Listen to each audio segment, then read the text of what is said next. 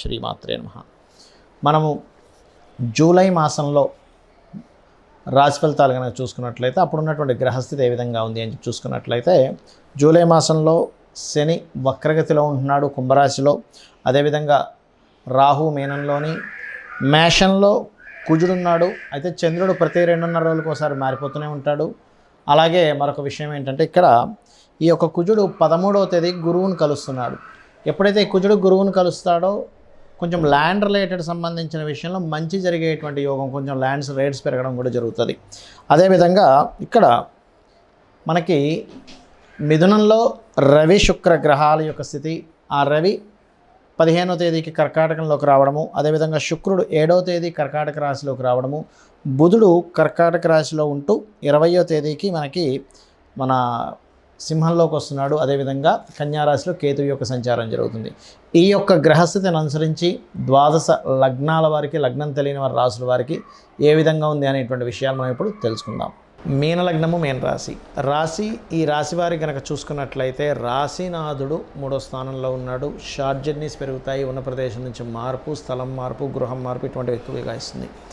ఫినాన్షియల్గా చూసుకున్నట్లయితే గ్రోత్ అనేటువంటిది ఉంది, అందులో ఎటువంటి సందేహం లేదు. ఫైనాన్షియల్ గ్రోత్ 13వ తేదీ నుంచి మరింత ఎక్కువగా ఉంటుంది. కాకపోతే 13వ తేదీ వరకు ఇంట్లో కుటుంబ సభ్యులతో ఉండేటువంటి కొంత ఘర్షణ అనేటువంటిది తగ్గుతుంది. అదేవిధంగా రియల్ ఎస్టేట్ రంగాల్లో ఉండేటువంటి వారికి, రైతులకి, మధ్యవర్తిత్వం చేసేటువంటి వారికి లాభదాయకంగా ఉంటుంది ఈ నెల చెప్పాలంటే. కాకపోతే 7వ తేదీ నుంచి ఎప్పుడైతే శుక్రుడు మారుతున్నాడో 5వ స్థానంలోకి, కొంచెం ప్రేమ వ్యవహారాల మూలంగా మీకు స్ట్రెస్ ఉంటుంది చెప్పాలంటే. వాళ్ళు ఇలా అన్నారు, వీళ్ళు ఇలా అన్నారు, ఏమవుతుందని చిన్న భయం అనేటువంటి స్టార్ట్ అవుతుంది. బికాజ్ ఆఫ్ 3వ అధిపతి 5లో ఉన్నాడు శుక్రుడై, అదొకటి. మరియు కొన్ని నిర్ణయాలు తీసుకునే విషయాలు, అందులో ముఖ్యంగా సంతానము, స్త్రీ విషయంలోని నిర్ణయాలు, ప్రేమ వ్యవహారాల నిర్ణయాలు తీసుకునేటప్పుడు కాస్త జాగ్రత్తగా ఉండండి. గవర్నమెంట్ తరపు నుంచి ఏదైనా లోన్స్ లభించేటువంటి యోగం ఉంది, అందులో ఎటువంటి సందేహం లేదు. కాకపోతే వివాహ నిర్ణయాల విషయంలో 7వ స్థానంలో కేతు ఉన్నందుకు పార్ట్నర్షిప్స్ విషయంలో ముఖ్యంగా జాగ్రత్తగా ఉండండి. బికాజ్ ఆఫ్ వివాహానికి, పార్ట్నర్షిప్స్కి 7వ స్థానాన్ని చూపిస్తాం. సో 7వ స్థానంలో ఎప్పుడైతే కేతు ఉన్నాడో అది కూడా బుధరాశుల్లో పార్ట్నర్షిప్స్ విషయంలో జాగ్రత్తగా ఉండాలి.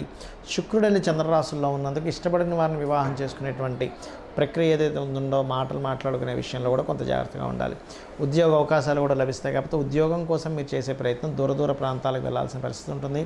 టీచింగ్, బ్యాంకింగ్, కన్సల్టెన్సీ సెంటర్స్లోని, రెవెన్యూ రిలేటెడ్ సంబంధించిన వాటిల్లోని ఉద్యోగం చేసేటువంటి కొంత మార్పు అనేటువంటి సూచిస్తుంది. అదేవిధంగా మీకు ఎప్పుడైతే శని వక్రించాడో ఈ ఏలినాడు శని యొక్క ప్రభావం తగ్గుతుంది. బికాజ్ ఆఫ్ 12లో ఉండేటువంటి శని వక్రించి ఎప్పుడైతే 11లోకి వెళ్ళాడో ఈ కాంబినేషన్ ఏమిస్తుంది అంటే ఇట్స్ వెరీ క్లియర్, ఇది లాభదాయకమైనటువంటి ఫలితాలు కొంతవరకు పెంచుతుంది.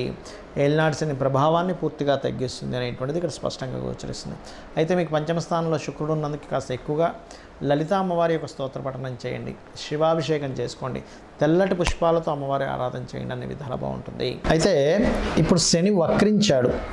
శని వక్రగతి వల్ల కూడా కొన్ని జాగ్రత్తలు తీసుకోవాలి. మీ జాతకం ఉన్నా లేకపోయినా సరే గుర్తుపెట్టుకోండి. ఏమిటది అంటే శని కుంభరాశిలో ఉండి మకరం వైపు వక్రించున్నాడు. దీనివల్ల పర్టికులర్గా ఏంటంటే ప్రపంచవ్యాప్తంగా, దేశవ్యాప్తంగా కొంత కెరియర్ రిలేటెడ్ సంబంధించిన విషయంలో కొంత గ్రోత్ ఉంటుంది. అదేవిధంగా కొంత స్ట్రెస్ ఉంటుంది దేశవ్యాప్తంగా, ప్రపంచవ్యాప్తంగా కూడా. అయితే ఇక్కడ ఈ శని వక్రగతి అనేటువంటిది ముఖ్యంగా ఇంకా వేటి మీద చూపిస్తుంది. అందరూ అసలు ఏం చేసుకోవాలి చూసుకున్నట్లయితే ఎప్పుడైనా గుర్తుపెట్టుకోండి, శని భగవానుడు రాశి మారిన, నక్షత్రం మారినప్పుడు కానీ, వక్రగతి చెందినప్పుడు కానీ, పాపగ్రహాల మధ్యన కానీ, శుభగ్రహాల మధ్యన కానీ చేరినప్పుడు మనకి దానిలో ఒక మార్పుని ఇస్తాడు ఖచ్చితంగా. అంటే కర్మకారకుడు, న్యాచురల్ కర్మకారకుడు ఆ యొక్క మార్పుని ఇచ్చినప్పుడు దాని యొక్క ఫలితాల్లో అనేకమైనటువంటి మార్పులు వస్తాయి. ఇది ముఖ్యంగా దేశ రాజకీయాల మీద ప్రభావం చూపిస్తుంది శని వక్రగతి అనేటువంటిది. అదేవిధంగా రెండవది ఏంటంటే జాబ్స్, ఎంప్లాయ్మెంట్స్, వీటి మీద ఒక పాజిటివ్నెస్ని కూడా ఇస్తుంది, అందులో ఎటువంటి సందేహం లేదు. ఆర్థిక వ్యవస్థ సంబంధించిన విషయంలో అనేకమైన మార్పులను ఇస్తుంది. అయితే ఈ శని వక్రగతి పర్సనల్ చార్ట్ మీద ఎఫెక్ట్ పడకుండా ఉండాలి అంటే ముఖ్యంగా మీరు చేసుకోవాల్సినటువంటి ముఖ్యమైనటువంటి అంశం ఏమిటి అంటే శనివారాలు వీలైనంత మటుకు అన్నదానం చేయండి. దీనివల్ల ఏమవుతుందంటే శని వక్రగతి యొక్క ప్రభావం తగ్గి మీకు పాజిటివ్ అనేటువంటి జరుగుతుంది. అలాగే బెల్లము గోవుకు తినిపించడము, మధ్యాహ్నం పూట నిద్రపోవడం అనేటువంటిది ఎక్కువగా చేయకూడదు. అదేవిధంగా ముసలి వాళ్ళకి, బాగా ఏజ్డ్ పర్సన్స్కి, వాళ్ళకి ఏదైనా మీకు తోచినటువంటి సహాయం చేయడం చేస్తూ ఉన్నట్లయితే ఖచ్చితంగా మంచి ఫలితం వస్తుంది. దీంతోపాటు శని వక్రగతి యొక్క ప్రభావం మీ మీద అస్సలు ఇంక పడకుండా ఉండాలి, కంప్లీట్ పాజిటివ్గా ఉండాలంటే కర్మకారకుడు, ముఖ్యంగా శని భగవానుడు, ఆంజనేయ స్వామి ఉపాసన ఎవరైతే చేస్తారో వాళ్ళకి మరింత అనుకూలంగా ఉంటాడు.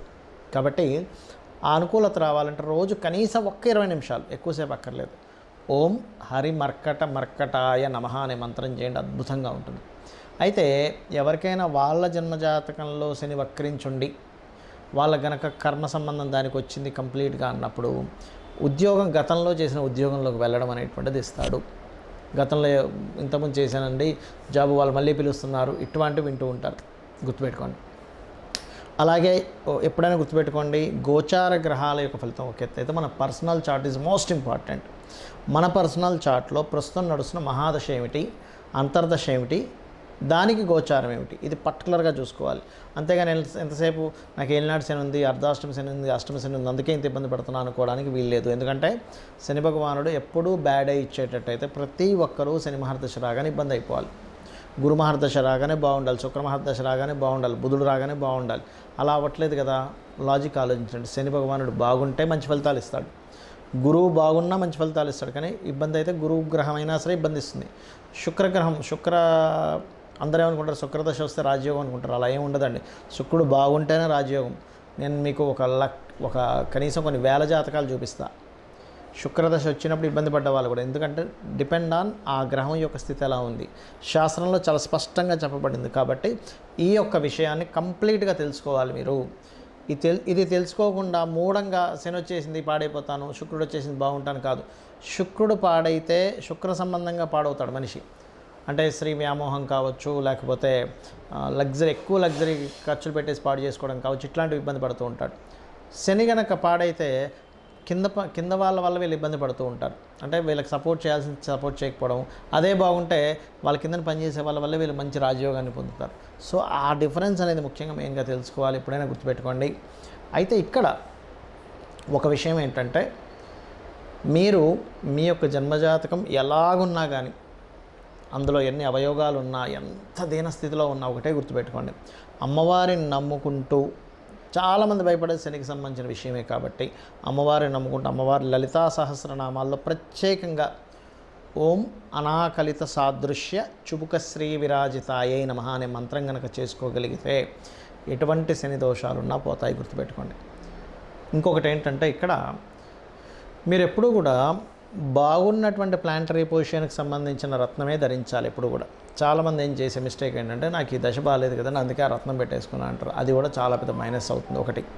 రెండవది, మీకు ఏ గ్రహం అయితే పాడైందో ఆ గ్రహ సంబంధించిన వ్యాపారము, ఉద్యోగాల్లోకి వెళ్తారు, అది కూడా పెద్ద మైనస్ అవుతుంది. మీకు ఏ ప్లానెట్ బాగుందో దానికి సంబంధించిన దాంట్లోకి వెళ్ళండి, అప్పుడు బాగుంటుంది. గురువు బాగున్నాడు, టీచింగ్స్లోకి వెళ్ళండి. బుధుడు బాగున్నాడు, వ్యాపారంలోకి వెళ్ళండి. శుక్రుడు బాగున్నాడు, ఫ్యాషన్ డిజైనింగ్ దాంట్లోకి వెళ్ళండి. చంద్రుడు బాగున్నాడు, ఫుడ్ రిలేటెడ్ దాంట్లోకి వెళ్ళండి.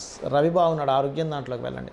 చాలామంది చేసే మిస్టేక్ ఏంటంటే, చంద్రుడు బాగోపోతే వెళ్ళి ఫుడ్ బిజినెస్ చేస్తుంటారు. బాగోలేని చంద్రుడికి సంబంధించిన బిజినెస్ చేస్తే ఏమవుతుంది, మీ లైఫ్ కూడా పాడైపోతుంది. అదేవిధంగా చాలామంది పార్ట్నర్షిప్స్ విషయంలో కొన్ని తప్పిదాలు చేస్తూ ఉంటారు.